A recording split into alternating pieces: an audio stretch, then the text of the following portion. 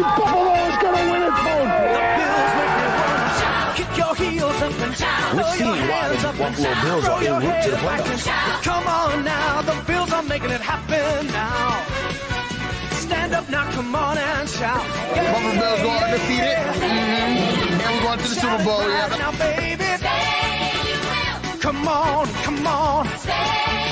No one Come on Circles the and wagon shout. like the Buffalo Bills. All right, we are live, and we are back. Welcome to another episode of the Overdue Bills podcast. We got a lot to talk about. I'm going to just be honest with everybody. We got a lot to talk about. Some things that need to be said, some things that need to be discussed. I think it's important for us to have a family meeting. Every now and again, we got to come together as a family. Mafia, Overdue Bills family, and to have a meeting and kind of hash out and talk about what's going on. And, we got the guys with me today. Your guy, our guy, yours truly, Matt, a.k.a. Matty Ice, fresh off work. Matt, what's up, man? Not much, man. Just, coming off a loss, ready to talk about it, ready to, move on to the next one. Absolutely. A lot of emotions coming off this loss, man. And glad to have our guy back.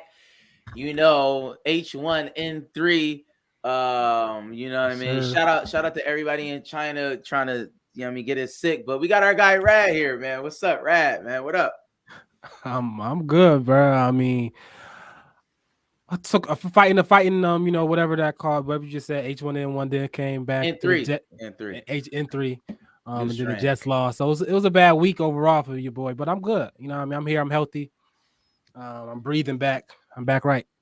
So Good. Let's go. Got on black. I got on Bills black. I like wearing the classic black. It never gets old. No. So, when I got it on the show, that means we lost. So let's talk about it. Funeral fab season, man. Listen, y'all. I'm gonna say this on the onset. I want to apologize for what I may or may not say. I don't know because I'm in a whirlwind right now. But before we do that, Matt, please let the people know. Listen, because we shout out to them because they've been consistent. Shout out to them, man, because the people who are sponsoring this pod, man. Matt, let the people know. Yes, sir. This episode and every other episode is brought to you by the good people at Buffalo Wing Kings. There's two things that there's two things that the guys at the Overdue Bills podcast know. That's Bills football, and that's wings. Our first choice and the best choice is Buffalo Wing Kings. It's football season, guys. Monday night. It's not too late. Get your order. Go see our guys on Monday Night Football. Hit them up for the game on Sundays, or just any times you need some wings. Buffalo Wing Kings. Stop down and see them at 484 Elmwood Avenue, or give them a call at 716-248-1427. Find out why they say, and we know, they got the best wings in town, hands down. Make sure you mention our name, the Overdue Bills podcast. Get 10% off your order. Yes, sir. Absolutely. Shout out to Buffalo Wing Kings. The vibes. Definitely appreciate them. And I will say a little bit of housekeeping if I can. Shout out to Buffalo fan base and 26 shirts. We actually go support that. Please go be on the lookout for that. And also overduebillspod.com. overduebillspod.com. That's where you can find all Overdue Bills content, all Overdue Bills merch, all those things, man. So please go on the website and like, share, rate, and review. Hit that subscribe button. Please do all of those amazing things because we need you. We can't make it without you. We love you. We thank you for the support. And with that being said, quick question of the day. I wanted to ask this. And I want to ask everybody in the comments as well. Who is the most important player for the Buffalo Bills? This season, who is the most important player you think for the Buffalo Bills? And I'm going to just throw that at you. I'm not going to give you any caveats. Who is the most important player? Matt. It's really inevitable. It's Josh Allen. He runs our whole offense. He's a different level player. When he's on his game, he's arguably the best player in the NFL. So, having him on our offense and him clicking on all cylinders, definitely Josh Allen. Okay, I got Josh Allen. I see some Allens in the comment. I don't know what Mills is talking about, but Rad, I don't Mills. Shout out to Mills, on the pod as well. Our guy Mills, is that somebody? Is that a different person? Are you naming somebody else on the team that we don't know about? You got to help us out, Mills. But Rad, who is the most important player on the Buffalo Bills? The most important. I mean, Matt said Josh. Obviously, you know how I feel about Josh Allen. I think Josh Allen. We go as Josh go. But right now, man, is looking like somebody from the defense is looking like I don't know who is the most important player. When Poyer don't play, we lose. Wow. When Poyer don't play, we lose. We got Jaquan Johnson out there. Shout out to Jaquan Johnson, friend of the show. We love you. Come back. Talk to about the boys. We're gonna see. But when he plays, it's like, yo, it's like we a little slower. It's just a little slower. We can't get to the sides as quick as we need to get to the sides. So I don't know, man. Talk about it. I think, but all in all, I'm gonna say Josh Allen. I think Josh Allen plays the A game. I think we win 99% of our games. Obviously, we lost last year with an A game in the playoffs, so I can't go full 100% there. But if Josh Allen plays an A+ game, A game, we win most, if not all, our games, 98, 99%. So I got to go Josh Allen on that one. Okay.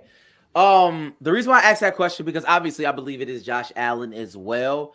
Obviously, we do think other players are important, but like Josh Allen, he is the most important player on the Buffalo Bills. So I wanted it to be consistent. I see some Diggs out there. I see some Milanos. But I wanted to talk about that because, number one, we have to get into the Bills on the move segment. We do need to talk about the injury report because that is very, very, very, very, very important, right? Josh Allen has some type of owner issue with a ligament in his elbow. They say it may be connected to some nerves or things of that nature. I'm not a doctor.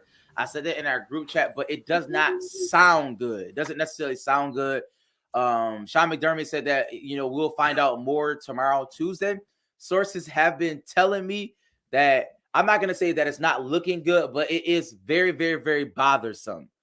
And I have talked to a couple of doctors that I know down through the years. I have talked to a couple of specialists, and what I'm hearing, I'm just telling you what I'm hearing, that this specific ligament is tied to throwing. I am hearing that. Listen, I've talked to a couple of doctors. I can confirm. I can. Listen, I've talked to a couple of doctors. The particular ligament in question. I'm giving it a stat. Shout out attached to my guy. To the arm that he throws shout with. Shout out to my guy Danny Bax. I went to conditions with him. He's a dermatologist, but his brother is actually his brother. Listen, I'm keeping it 1,000, y'all. I gotta know this stuff. I got in contact with his brother. Now his brother deals with ligaments and things of that nature. What I am hearing is that it is connected to throwing. Listen. I'm just delivering the information, everybody. I think every ligament in your elbow is connected to throwing. What I mean by that is, if this ligament is torn, the throwing motion is affected at a higher level. Some ligaments you could. I'm just being honest. I'm not a doctor, Rad. I'm not a doctor. I talked to one. Sources have said that. The dermatologist. No. Shout out to Danny Back. He's a dermatologist. His brother is like, his brother. Shout out to the Bax family. If y'all know him, y'all know the vibe. But anyways, so that Trey White, we don't know. Sean McDermott says it's up in the air on that. Hopefully Milano is coming back. So on and so forth. We have some people out, but let's get into the nitty gritty because I wanted to get to the Bills versus Jets preview. We just gonna dive right into the game, y'all. I want everybody to like and share. I gotta ask this question. And I want to do it in a fashion of blip or trend, right? Is this a blip? Is this something that just happened? We'll see it is going to go away. Or is it a trend? And we're going to go right to Josh Allen. We got to talk about it. We got to have a family meeting about Josh Allen. Some people have likened Josh Allen to a Ryan Fitzpatrick, right? Had a couple good games, got the bag, and he's not as good as he says he is. All I will say is if you look at Josh Allen in a lot of the close games that we've had, Josh Allen has come up short. It's just a fact. I'm not saying that Josh Allen's bad. I'm just speaking straight facts. So I want to ask Matt and everybody in the comments, is Josh Allen playing at a high level of blip or a trend? Like, what is going on with our number one quarterback? We're flustered. We don't know. What do you have to say about that, Matt? Yeah, I mean, at the end of the day, I think he'll still be able to pull it together and play at a high level consistently throughout the rest of the season. Obviously the elbow. I got to get with your sources and see what's going on with his elbow. But I think I don't think it's just a blip. I think it's definitely going to be a trend going forward. The high level that he was playing at the beginning of the season, the past couple of games, just I don't know. It's I really don't have an answer to what happened in those games, but I think he'll be able to pull it together and play well moving forward. I mean, we had the Jacksonville game last year. It's very similar to that type of situation, but I think it's not even as bad as that as what went on the last 2 weeks. For me, I think Josh just had a bad game. I'm gonna chalk it up to Josh having a bad game. We've seen these turnovers in the last few years. We thought he made that jump to not having these careless type of weird turnovers where it's like, you know what I mean? Like, but I guess he was due for, not due, but like he just had a bad game. Yeah. Josh didn't look. I think I'm gonna give some credit to the Jets defense. Sauce Gardner, Quentin Williams, and them boys, Robert Saleh. He had them. They came prepared. The secondary was, I don't know, seemed like he was seeing ghosts out there sometimes. He was trying to force it, and he just didn't have it. He didn't have it all the way. I think the Jets defense is pretty good. They are top 6-7 defense in the league. And they are pretty good defense. I think our offense didn't. I think it's just Josh. With Josh not having a great game, our offense going miss a beat. And it's not like we got a run game or anything like that we can. He was the run game. You know what I mean? He had a great game running, but through the air, he just, I think, the secondary had a good job. I mean, we got to figure out. Gabe Davis got to figure it out. We're gonna talk about that. But Josh Allen, he had a bad game. I mean, it's that simple. If Josh Allen doesn't come with a B+ game, like he had like a C-, he had like a D. You give him a D game. Like he was bad. Josh Allen was a bad quarterback this past weekend, and we lost. I mean, it's that simple. And we had chances to win even in that. So we did. The issue for me is when you look at it in totality, last game against the Packers, right? And even the last 6 quarters, Josh Allen, he's been terrible. 288 yards. I think like a 46% completion rate. Like he's been god awful. And I don't know if it's the elbow, if the elbow hurt him last game or something like that against the Packers. I'm not sure. Again, I told you, I talked to my doctors. Shout out to Tara Hogan as well. But I was able to get a word in with you know what I mean, some sources. And the ligament can be a problem. So I don't know. But like I just don't like it. I don't like what I'm seeing from Josh Allen. It's not even necessarily hero ball. He's just off. He's off. He's the rhythm like not there. He's not hitting receivers. And I don't know if it's a receiver problem or if it's a Josh problem, because the Josh that we've come accustomed to, you know what I'm saying? He's that guy. Shout out to Tara. Can you put that comment up for Tara? Which one? The owner nerve. I want to let people know that I wasn't just talking. This is another doctor that I do know. Shout out to Hutch Tech. You know what I'm saying? Shout out to Biochem. Y'all know the vibes. But ulnar nerve, UCL, Tommy John sprain. Y'all be acting like I'm be making stuff up. You said the dermatologist told you. No. You lost the dermatologist. Listen, I said you said connected to his throwing. Stop. I said I have a dermatologist. His brother deals with it. And the brother. He understands ligaments. But anyways, that's neither here nor there. But we're talking about Josh Allen, blipper trend. I'm just asking, and I want to ask everybody out in the comments, can it be possible that Josh Allen lied to us? That he's not who he says he is? I just want to know that. Matt, is it possible? Is it? No, I don't think it's possible. No, just his competitive nature. We've seen him make crazy throws before, put together crazy games, like the Chiefs playoff game, the beginning of this season, just effortlessly throwing, he was leading the league in passing yards a game going into this game at 314 yards a game. So All right. I don't think he lied to us at all. I think he is who he says he is, and he is him. It just one of the comments, a broken clock kind of game, kind of like that Jacksonville game. I think all the top quarterbacks go through them. Pat Mahomes is looking like he was on that trajectory until late in the third quarter yesterday. Then when something clicked and he just, he went off. So, Rad, can he still win the MVP? Can he still win the MVP? I don't. It's possible, yes, but you got Jalen Hurts out there. They undefeated still. He was the front runner to win MVP. That's what I'm asking. I said yes. Can he still? Yeah, he can still win it. But right now, he's not the leader in the clubhouse anymore. I think Jalen Hurts is clearly the leader in the clubhouse. You can throw some votes to Geno Smith, even maybe. I mean, like it's other people that because we were supposed to be the big bad team that come knock, and we 0-2 in the division. We lost. It just lost to Miami. So right now, I have to say no to that. I think Jalen Hurts is the leader in the clubhouse as far as MVP. Okay, so we all agree as a family that Josh Allen is okay. Obviously, besides the injury, hopefully he is okay with that. But for what it stands right now, it was a blip. He had a couple bad quarters, and Josh Allen will be Josh Allen again. All right, I'm cool with that. But I want to kind of go through the list because I want to see who are we to blame, because obviously the team is not playing well. So I'm going to ask about play calling, right? We've had a lot of talk about the play calling in weeks previous, right? We've given a lot of praise to our offensive coordinator, right? We touted him, even Leslie Frazier, him having a great defense. So I'm going to go to you, Matt, and everybody in the comments. Do you think that the play call, is it a blip or trend that the play calling was good? You know what I'm saying? In the beginning, was that just a blip? You know what I mean? It happened. And now the trend is that we're not as good, or he's not as good. Ken Dorsey is not as good as we think he is.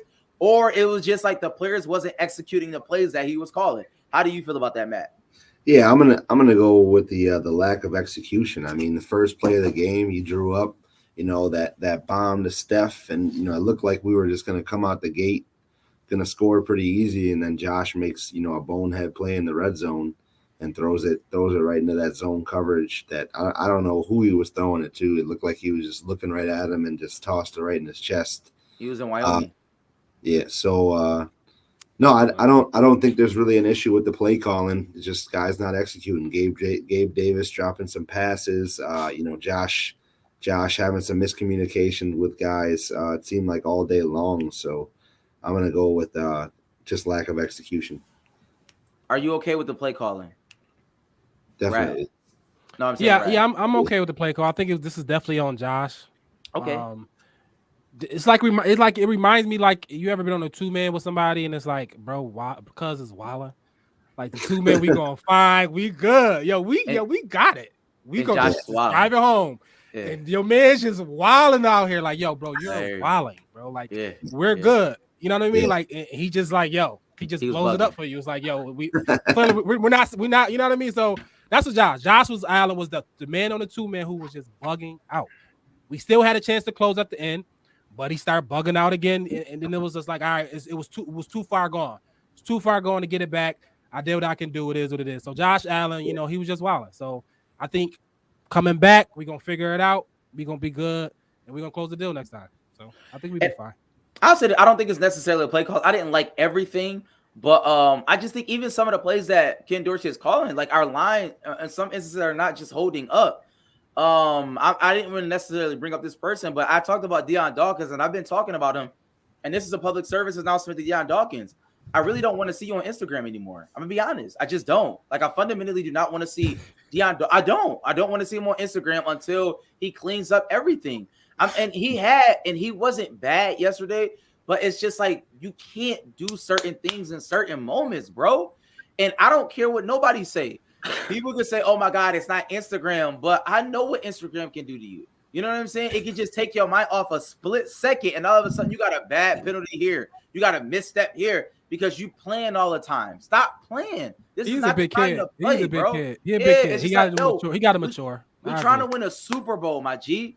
Like, I don't mind you get on Instagram, but get on Instagram when you top 5 at the position. That's it. And Matt did give some great stats last week. So I'm not going to say that Deion Dawkins is a total dud, but he sets the tone for our team. And that goes down the list. Bates, Morris, the whole 9, Questenberg, he has to play well so everybody can play well. So I'm not going to give it the play calling, but I do want to ask everybody, is our run defense a problem? Like we're talking about blank because like obviously the Packers game they had 1 billion yards. Yesterday, clearly they ran the ball, which like they like. Yeah, like, but I you know what mean, yes, Like, I think it's.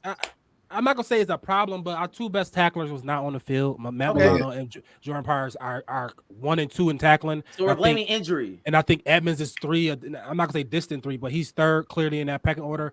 Okay. And Jaquan Johnson, he was a little too slow. He was a little too slow, a little too short, a little late on the reads, and he was not sideline to sideline like a Jordan Poyer would be. Matt Milano would be. So good. It is what it is. I'm not blaming it on injuries, but the players that was there, and you know, we were saying Matt been coming on and said Matt Milano is the defensive player of the year for the last 4 weeks. To not have a defensive player of the year, to not have our defensive player of the year, Poyer, who clearly is a ball hawk, was on pace for 15 interceptions before he went down. Like, to not have those guys, our best tacklers, when we play a majority of nickel set, when we got Teron Johnson in on the field most of the time, we're not really going to a third linebacker. We're gonna have that nickel guy there most of the time. That's need Milano and Poyer to shore up that back end in those tackles that, you know, help our run defense that we didn't have. So I Matt, think mainly because of those two key pieces missing. Matt, in that situation, do you think Leslie Frazier should have changed the defense? Like, because obviously we did not have the personnel in order to do that. Like, shout out to Hamlin, shout out to Jaquan Johnson. They just weren't, like, every time they just wasn't big enough. Like, they couldn't do it. They couldn't make those tackles. I gotta give you some pushback on DeMar Hamlin. I think he doesn't miss a beat in that you know position in the run stopping game. He takes bad angles, bro. He takes bad angles. I don't know, man. It seemed like every tackle, every open field tackle, every play, you know, that could have easily turned into a touchdown. DeMar Hamlin made the play yesterday. I'm not saying he didn't make plays. I'm just saying, like, on a lot of the runs, he took a lot of bad angles. And I only say that because I was a defensive back. I understand that. So like I just seen him in that like you could tell certain angles he took. It wasn't doing that for us. But I thought he was out of position anyway. He kept coming down in the box. I didn't understand that. Why is he coming down in the box? That's like it was because we didn't trust Zach Wilson throwing the ball. Yeah. Obviously, they want to run a ball with Michael Carter and James Robinson. And Zach Wilson, we're not scared of Zach Wilson. You know what I'm saying? Yeah. He made some key. Nobody is. He made some key plays. He attacked a rookie at Elam a couple times in key moments. Besides that, we're not afraid of Zach Wilson, the thrower. So y'all didn't have a problem with the defense as a whole. So I did just, you know, the missed tackling, you know, the guy, like, you know, and then another key person in the run, you know, Greg Rousseau, he went out with a high ankle sprain, right? Yeah, week to week. That's a big loss if he's out for any extended time, because we get, you know, guys were getting home, they just weren't finishing the plays. They weren't making the tackles that we needed to make, and that was the difference. Because you look at the time of possession, they had the ball for like 33 minutes. As it looked balanced, if you look at the stat sheet, but they, you know, at one point in the third quarter, they had the ball for 9 minutes, and Josh couldn't get back on the field, and that's a big difference in the game. And it seemed like they were gashing us, and we just they could. And then it's like the issue for me is that, yes, I think we had backups in sometimes. We had backups in, you know, our starters wasn't there, but, you know, it was Michael Carter. You know what I'm saying? I'm not saying he's a bad running back, but he's not Breece Hall. He's not none of these studs. No, we should have won the game. Yeah. Yeah, it's like it's Michael Carter. He's the third down back. We should tackle him. We should be in position to tackle him. Jaquan Johnson, you got to beat him to the edge, and you got to get him down. We should tackle Michael Carter. Yeah. I guess fundamentally for me, the whole issue with me was, even if we're supposed to be this great team, and granted, Josh Allen is a huge importance to our team, so is Milano, so is Poyer, so on and so forth. But if we're that good, then we should be able to still win a game that Josh Allen is not playing his best at. That was my whole thing. Like, watching the game, it was like I still felt comfortable. It was like, if we're that good, if we're a Super Bowl team, then Super Bowl teams win games when their quarterback doesn't play well. I've seen it happen time and time again. And so with that being said, I want everybody to like and share, because Greg is on to something. I want to talk about it, because I think it's with Bills fans, we get so caught up in the moment sometimes, and we love our players, and which is fine. But I'm going to be honest. I think Gabe Davis is Marcus Valdez-Scantling. I think that's who he is. I'm going to keep it a stack of thou out. No, he Mike Williams, bro. He Mike Williams No, East. he's not. He is not Mike Williams. He's Gabe Mike Williams Davis East, bro. is MVS, bro. He is. He's a deep threat, but He's he Mike is Williams East. garbage. You gotta put him in, bro. Catch the ball, bro. Let's call a spade a spade. Gabe Davis has butterfingers, and he's had butterfingers. It's not like we've seen him not catch the ball in years past. That's not a new thing. My thing is, Greg is saying Greg Davis is not a wide receiver too. I'm gonna go to Matt because Matt is the only person who's been touting that throughout this whole season. Do you think that Gabe Davis is a wide receiver too from his play, not from conjecture, but his play? Yeah, I mean his play yesterday, was very inconsistent, very off. But I still think he's a wide receiver too. You see it. He gets separation. He does get open. He just catch, Matt. He had a bad game yesterday. He has a lot of bad games, bro. I think he can catch. I think he's made a ton of big catches for us. Like I said, he gets separation, and there's plays like yesterday where he two plays early in the game. He gets that separation. Josh underthrew him. Same thing with Diggs. And that last play of the game, he got the separation on Sauce. Should have got the ball. Should have got the pass. Yeah, got the separation on Sauce. It's a bang play. He catches that ball. It's a 50-50 for him. So I think he's definitely off of yesterday. You can't take him off of that wide receiver 2, slot. Right. I asked last week, Odell over Gabe Davis. How do you feel this week about that question? Right now, you just right now it's not this week. I was lean Odell just because you frustrated. You want him to catch the ball. You want him to be more dynamic. But I'm be realistic. I think Gabe Davis can get it done. I think Josh Allen trusts him. He's not a wide receiver 1A, 1B type guy. He's a wide receiver 2. Wide receiver 2 means he's gonna have some boom games, some slow games. He's not consistently gonna give you 10 catches and 100 yards. That's what Diggs is for. Yeah, but those times where the number 2 guy is not on him, I think he can create over space. He can get the big plays there. I think he's more so Mike Williams in that sense, where Mike Williams 1 week can give you 1 catch for 5 yards, and the next week give you 10 catches for 150 yards and 2 touchdowns. Now, it probably won't be 10 catches for Gabe Davis. Probably going to be 5. But I think it's more so of that.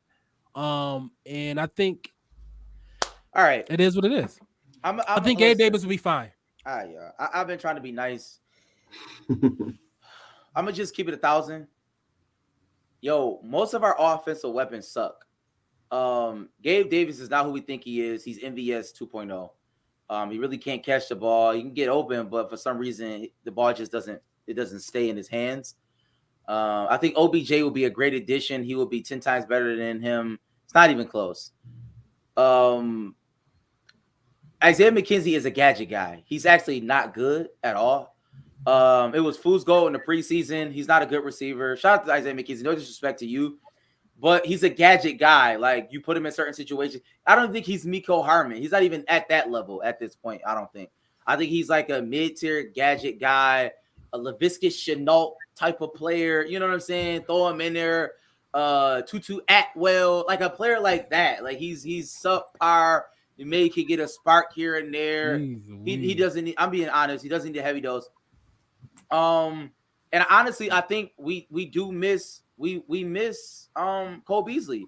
And realistically, we've been pushing Shakir to that point because he, besides Stephon Diggs and maybe Dawson Knox, he's really our best receiver as far as hands and route running. I mean, I know he's young, but just if you just look at it, like hands and route running, he's better than them.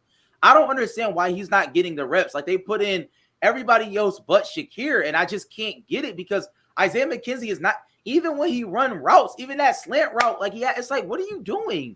Make yourself a target. Like, what are you doing? I just can't deal with it. I've been very consistent about what I've been saying. I talked about Gabe Davis last year. He had a great game, one good game. He had a couple long passes, but if you look at his game in totality, it's not there.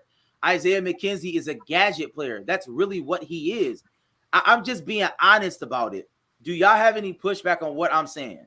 Yeah, I think I even though I do think McKenzie leans more towards gadget, but I think he's still a good receiver. Is he though? What does he do that's good? I think he's fast. I'm talking about fast for our team. I mean, but there's for our fast. Tutu team. Atwell is fast, right? Yeah, but he on his sweet plays when he get the ball in his hands, he can have big moments. Now he's That's a wide gadget. receiver 3-4 type. He's a wide receiver 3-4 type. I agree with Shakira. You know, I agree with the Shakira thing. I think Shakira is going to take that job over eventually and being man the slot. And I think he should do that. I think he's like you said, one of our best receiver, pure just receiver catching threats. And I think we'll be fine. I think Josh Allen had a bad game. Josh Allen missed people. Josh Allen threw turnovers over and in the red zone. You can't have that, bro. You cannot have that. True. And then we was positioned to still win the game. Josh Allen got to have a better game. He had a D game, bro. Your quarterback having a D game is not good. We only gave up 20 points. Like you having a D game, bro. You got to score points. You got to put up points. In this NFL, you got to put up points. Josh Allen did not do that. The play call and everything got us in position to do that. Josh Allen came up short. He had a D game. Period. I think Gabe Davis. Now I'm not saying Gabe Davis did not have. I believe Gabe Davis did not have a good game. He missed that last play of the game. He could have caught. He missed another one, another key third down. He dropped another one.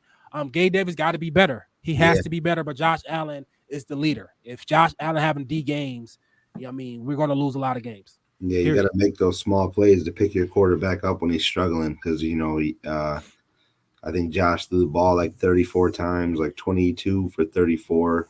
And, probably 4 or 5 of those incompletions, they could have been first downs. They could have been something to keep the drive alive, get the confidence back up.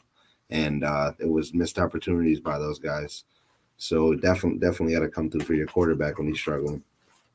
Listen, I agree. I agree. I am frustrated, but like when I see it, it's just like we got to be realistic with our team. And we got to talk about it, man. We really do have to talk about it. And I think what I'm hearing from everybody is that moving forward, the first thing we need to do is get healthy. Yeah. Right? We do need to get healthy. But, I mean, at the end of the day, injuries happen. It's a part of the game. But some of our injuries are knick-knack.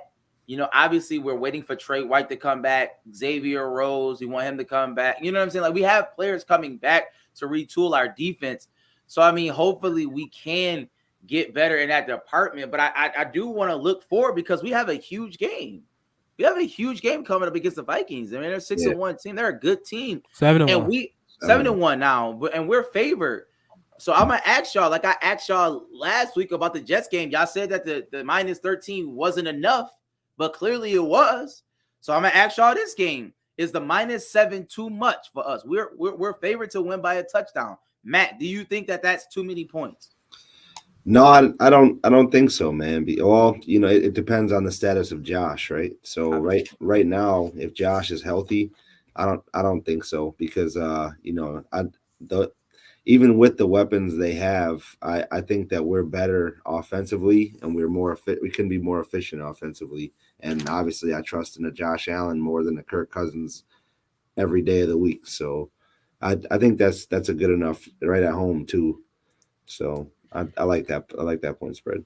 Right. I think it's cool. We at home. I think Minnesota should feel disrespected to be 7 points down. They 7-1. They've been winning a lot of close games. They barely squeaked out of Washington. So I think the people understand that. I think if we play our best game, they play our best game. We're clearly the better team, and we're at home. So I think 7 points is a lot. For a 7-1 team to a team who just lost potentially with a quarterback that's hurt. But I think if we play our best game, we play a good game because I don't think the Jets was a good game. If we play a good game, we're better than the Minnesota Vikings. Kirk Cousins is Kirk Cousins, and our offense is as good and our defense is better. So if we get back right, Milano come, Poyer play. I think we definitely can at home. I don't think we're gonna lose a game at home all year. I think our home field advantage is that good. And I think Josh Allen plays better at home. The defense play better at home. If Jaquan Johnson or other type of guys got to play, I think they're gonna play better at home. So I think we are a touchdown. We a touchdown better than Minnesota. I'll say this: glass half full. Obviously the injuries play a part, but divisional games are always tough.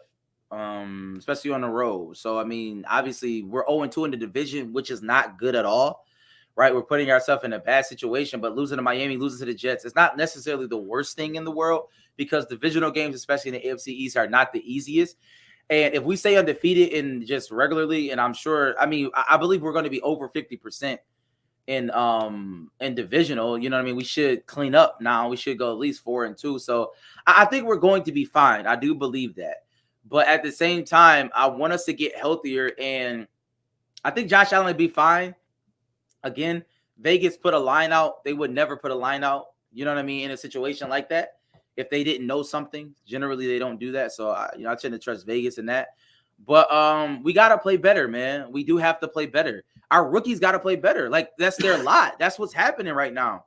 Benford, Dane Jackson, Elam, Hamlin, Joaquin Johnson, you're in the game. You have to play better. You have to play Super Bowl caliber football. I don't care who's playing there, because that game against the Jets we should have won.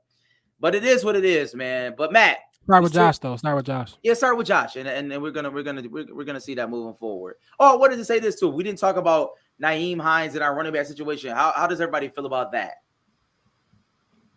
I actually liked how we played Cook more, like this game. Okay. I like when he got on the game, he looked like a man. I was like, that extra little pop, the extra little thing out the backfield we need. I think getting him the ball, you feel like, oh, he can pop it on. You know what I mean?